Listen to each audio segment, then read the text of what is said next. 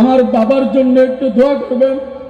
আল্লাহ যেন বাবার কবরটাকে জান্নাতের বাগান বানিয়ে দেন।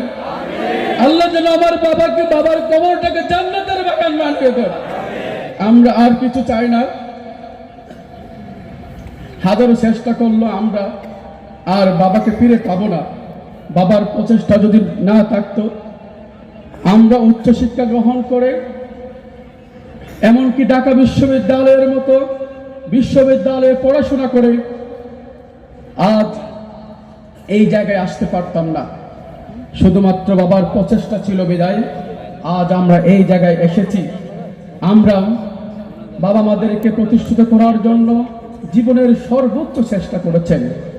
আমরা যেমন আমাদের সন্তানকে প্রতিষ্ঠিত করার জন্য জীবনের সর্বোচ্চ চেষ্টা করি, তেমনি প্রতিটা বাবা চায় তার সাধ্যের মধ্যে তার সন্তানদেরকে প্রতিষ্ঠিত করতে।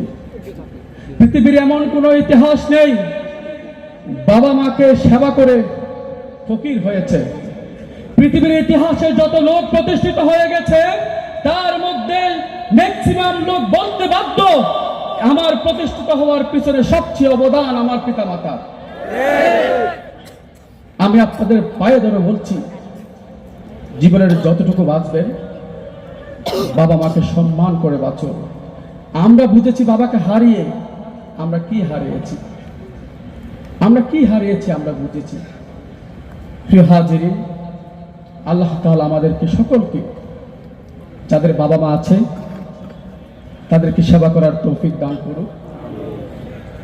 যাদের বাবা মা একজন আছে, একজনকে হারিয়েছেন, তারাও বাকি যিনি আছেন ওনাকে সর্বোচ্চ চেষ্টা করবেন তাকে সুখে রাখার জন্য, তাকে কষ্ট না দেওয়ার জন্য। সর্বশেষ বিদায় নিচ্ছি। ইনশাআল্লাহ আল্লাহ যদি তৌফিক দান করে আগামীতে আবারও দেখা হবে।